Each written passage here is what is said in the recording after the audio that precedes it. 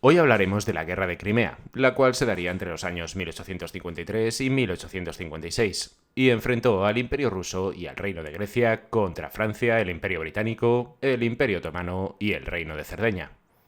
Este conflicto tendría como escenario principal la península de Crimea, y se saldaría con derrota rusa firmada en el Tratado de París en 1856. A pesar de que esta guerra no tuvo grandes cambios a nivel territorial, sí los tendría en otros aspectos. Por ejemplo, algunos historiadores militares la denominan como la última guerra antigua y la primera moderna.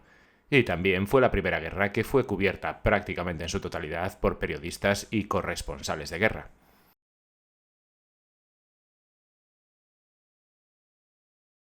Hola, ¿qué tal? ¿Cómo estáis? Bienvenidos a un nuevo vídeo en el que, como veis, hoy hablaremos de la Guerra de Crimea. Una guerra que, no duró demasiado tiempo, ya que fue, algo más de 2 años, pero sí que nos dejó algunas cositas bastante importantes. Como por ejemplo los temas que os acabo de comentar de los corresponsales de guerra y de la evolución de las tácticas militares y más cositas que os contaré a continuación, pero antes de todo, como siempre, pongámonos en contexto. Para ello, vayámonos un par de siglos antes de este conflicto, concretamente a mediados del siglo XVII. Y para entonces el Imperio otomano ya no era, ni muchísimo menos, la amenaza que había sido en el siglo XVI, ya que estaba en plena decadencia. Ante esta situación, las potencias europeas, entre ellas el Imperio ruso, empezaron a intervenir cada vez más en los asuntos del Imperio otomano, bajo el pretexto de proteger a las minorías que allí se encontraban. Para el año 1821, poco más de 30 años antes de este conflicto que hoy nos ocupa, estalló la Guerra de Independencia de Grecia, territorio que llevaba mucho tiempo, unos 5 siglos, bajo el dominio otomano. En esta guerra, que duraría unos 8 años, los independentistas griegos estuvieron apoyados por el Imperio ruso, Francia e Inglaterra, y se saldaría con la muerte de unas 60.000 personas entre ambos bandos. También se establecería la Primera República Helénica, que tampoco es que durase demasiado tiempo, pero bueno, ese ya es otro tema. Como os imaginaréis, esto supuso un durísimo golpe para la moral turca, pero aún así el Imperio ruso continuó reforzando sus posiciones en el Cáucaso para así poder mantener al Imperio otomano debilitado. ¿Y por qué hacían los rusos de entonces esto? A ver cómo explico los conflictos entre el Imperio ruso y el otomano sin que el vídeo me dure 80 horas. Pues a ver, y resumiendo mucho, como ya os conté en el vídeo Iván en Terrible, Rusia se convirtió en un zarato a mediados del siglo XVI y a principios del XVIII ya se consolidó como un imperio. Dada su expansión, era inevitable que más tarde o más temprano sus intereses terminasen chocando con los del Imperio otomano. Desde la creación del zarato hasta la guerra de Crimea, los conflictos entre los imperios ruso y otomano fueron incontables. Y no lo digo por decir, es que realmente fueron muchísimos.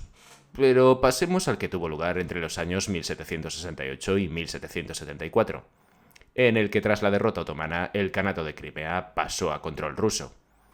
Sí que es cierto que unos años después los turcos intentaron volver a retomar el control de la zona, pero fueron nuevamente derrotados por el Imperio ruso. Para algunos altos cargos rusos, esta expansión hacia el sur tenía cierto carácter religioso, ya que su intención era reunir a toda esa población ortodoxa bajo su tutela, y por ello veían a la población musulmana tártara como una amenaza. Es por esto que a finales del siglo XVIII el Imperio ruso comenzó una colonización del territorio conocida como la Nueva Rusia, al sur de la actual Ucrania. Es por esa época que los rusos crean ciudades como Sebastopol u Odessa, y también por otra parte se empezaría a favorecer a la población ortodoxa. Esta expansión hacia el sur del Imperio ruso comenzó a verse con bastante recelo por parte de ciertas potencias europeas. Por un lado, Inglaterra veía que esto podría afectar y mucho a sus intereses en Persia y en Afganistán. Y también veían con cierta preocupación el interés ruso por el comercio que Inglaterra tenía en el mar Mediterráneo. Por otro lado, sí, tenemos que hablar de Francia. Y es que partamos de la base que Napoleón III y el zar Nicolás I no se soportaban, algo que ya de por sí generaba un alejamiento entre ambas potencias. Pero lo que llevó a un enfrentamiento directo fue el conflicto que tenían católicos y ortodoxos por el control de los santos lugares. Napoleón III pretendía obtener del sultán otomano Abdülmecid I el control efectivo sobre los santos lugares. Y para intentar frenar los intereses de Francia sobre Tierra Santa, Nicolás I envió a Constantinopla al general Alexander Menshikov en febrero de 1853. Rusia exigiría la firma de un nuevo tratado con las autoridades otomanas que les permitiese el derecho de intervención con el fin de proteger a la población cristiana ortodoxa. Y ya teníamos el conflicto servido, ya que Rusia no tardaría en movilizar sus tropas hacia la desembocadura del Danubio, y se haría con los principados de Valaquia y Moldavia, hasta entonces grandes aliados del Imperio Otomano. Pero los problemas para los turcos no terminaron aquí. Es que a finales de noviembre del año 1853 tuvo lugar la primera gran batalla de este conflicto. En este caso sería una batalla naval y se conocería como la Batalla de Sinope. En este choque los rusos acabarían con casi toda la flota turca, y algunos consideran a esta batalla como la última gran batalla naval, a vela, eso sí. Francia, Inglaterra y el Reino de Cerdeña tardarían unos meses en declararle la guerra al Imperio ruso. En concreto, lo harían en marzo de 1853, mientras otomanos y rusos seguían teniendo sus enfrentamientos en la cordillera del Cáucaso. El objetivo de esta declaración de guerra no era otro que el de evitar la salida rusa hacia el mar Mediterráneo, y por ello Francia e Inglaterra mandaron hacia el territorio turco a sus fuerzas. Estas se contabilizarían por más de 50.000 efectivos. Pero resultó que cuando llegaron a la zona, en septiembre de 1854, los otomanos ya tenían más o menos controlada la zona del Cáucaso frente al avance ruso. Pero claro, eso de desplazar tropas en balde era algo como que no iba mucho ni con Francia ni con Inglaterra. Así que desde París y desde Londres los altos mandos decidieron atacar los intereses rusos en el Mar Negro. Y obviamente aquí la posición estratégica fundamental era la península de Crimea. Por ello mandaron a sus tropas hacia allí, y más en concreto para atacar la ciudad fundamental, Sebastopol. Y la cosa no pudo empezar mejor para franceses y británicos, ya que tras tomar el puerto de Balaclava, a orillas del río Alma, hicieron retroceder a los rusos hasta su base en Sebastopol. Oficialmente, los aliados comenzaron el avance hacia el famoso sitio de la ciudad fuerte de Crimea. Pero las operaciones anfibias de las fuerzas anglo-francesas fueron muy lentas, y las enfermedades les empezaron a hacer mella por el camino. Y a los rusos les daría tiempo más que de sobra para preparar la ciudad para el asedio, y también incluso para preparar un contraataque con la intención de retomar el puerto de Balaclava. Pero ante dicho contraataque, el general Colin Campbell rechazó el ataque con una formación que la historia recordaría como la delgada línea roja. Una tras otra, las cargas rusas eran rechazadas, y desde lejos el británico Lord Cardigan contemplaba el escenario ansioso por entrar en batalla. Sería entonces cuando les llegaron las órdenes de atacar los cañones tras los cuales se habían refugiado las tropas rusas en anteriores ocasiones. Pero la visión que tenía Lord Raglan al mando de las operaciones aliadas no era la misma que la que tenía Lord Cardigan. Estos dos últimos eran cuñados entre ellos, y se detestaban profundamente. Ninguno quiso aparentar dudas o cobardía, razón por la cual no pidieron ninguna explicación más y se lanzaron al ataque en la dirección equivocada. Pese a que rebasaron las líneas de baterías, las lanzas rusas frenaron su ímpetu, y de los 673 hombres que formaban la brigada ligera, 113 murieron y 247 fueron heridos de gravedad. En el futuro, la polémica por esta acción prácticamente suicida, diría yo, llegó hasta el Parlamento británico, donde a pesar de los intentos de Lord Cardigan, este se ganó un total descrédito. Estos hechos se conocerían como la carga de la brigada ligera, que, bueno, como ya sabéis, inspiró creo que 2 películas, de una de ellas os hablé en el canal hace ya bastante tiempo, y por otro lado también inspiró un temazo de Iron Maiden, The Trooper. A pesar de este duro revés, finalmente las fuerzas anglo-francesas consiguieron poner bajo asedio a la ciudad de Sebastopol, y al llegar se encontraron con una ciudad que estaba muy preparada para el asedio, ya que habían cavado largas trincheras de más de 100 kilómetros alrededor de la ciudad. Por vía marítima, la marina rusa, muy inferior en número, también esperaba las fuerzas combinadas de franceses, ingleses y otomanos. El asedio duraría unos 11 meses hasta su rendición, y a pesar de que por mar los rusos consiguieron aguantar el embiste, por tierra la cosa fue muy distinta.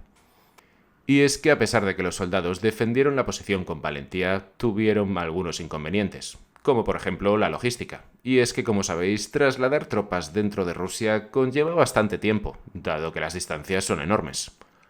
Algo que hizo que la ciudad no pudiera soportar un asedio a largo plazo. La ciudad comenzó a ser bombardeada por vía terrestre y marítima, pero el caso es que en un principio parecía que estos bombardeos terrestres no surtían demasiado efecto, ya que los rusos automáticamente reparaban los daños. Esto hizo que tanto franceses como británicos optasen por tomar la ciudad poco a poco y mediante el desgaste. Y bueno, como ya os he comentado, esta batalla se transformó en una guerra de trincheras. Las desalentadoras noticias que los corresponsales enviaban a los periódicos de Londres sobre el estado del campamento aliado impulsaron a un grupo de empresarios ferroviarios liderados por Samuel Morton a ofrecer sus servicios al gobierno para la construcción de un tren que uniera el puerto de Balaclava con Sebastopol. De este modo podrían aprovisionar adecuadamente al ejército y traer armas y municiones para terminar con el asedio de una vez por todas. Y detengámonos un segundo. Las obras para hacer las vías pues empezaron el 8 de febrero, si no recuerdo mal, de 1855, y los operarios trabajaron a una velocidad vertiginosa, espectacular o como queráis llamarlo, ya que terminaron de hacer los 23 kilómetros de vía el 23 de marzo, es decir, que trabajaron a un ritmo de 500 metros al día. Los aliados sacaron un partido tremendo a este tren. Desde los depósitos de la costa transportaron centenares de armas y miles de proyectiles hasta llegar a acumular la increíble cifra de 500 cañones para el bombardeo de la ciudad. En el viaje de vuelta, el ferrocarril transportaba a los heridos que eran embarcados en Balaclava y trasladados por mar hacia los hospitales de campaña. Gracias a la cobertura proporcionada por la artillería, los aliados pudieron extender sus obras de asedio hasta las fortificaciones rusas. A medida que más y más refuerzos se unían al combate, este se decantaba hacia los asaltantes, y los rusos terminaron por ser expulsados de esa posición. Y con su principal bastión caído, pues los rusos decidieron que ya no tenía demasiado sentido seguir defendiendo la ciudad, por lo que no tardarían en retirarse de Sebastopol. El zar terminaría pidiendo la paz que se firmaría en París en el año 1856. La firma del Tratado de París el 30 de marzo de 1856 puso el fin definitivo a la Guerra de Crimea, con pocos cambios territoriales. A través de este tratado se convertía el Mar Negro en un territorio neutral, lo que supuso un serio revés para los intereses expansionistas rusos. Además, se perdía su influencia sobre los principados de Moldavia y Valaquia. El equilibrio europeo que había nacido en el Congreso de Viena en 1815 quedaba enterrado definitivamente. Las futuras naciones de Alemania e Italia pudieron culminar sus procesos de unificación tras la desaparición de la Santa Alianza, formada por Rusia, Austria y Prusia. Y hasta aquí mi vídeo de hoy. Si os ha gustado ya sabéis, podéis suscribiros que es gratis, dejarme un like que me ayuda mucho, un comentario con qué os ha parecido el vídeo que me ayuda más todavía, o podéis compartir el vídeo en vuestras redes sociales. Y si no os ha gustado, pues como suelo decir en alguna ocasión, recomendárselo a alguien que os caiga mal para que se fastidie y se lo trague. Un saludo y hasta el próximo vídeo.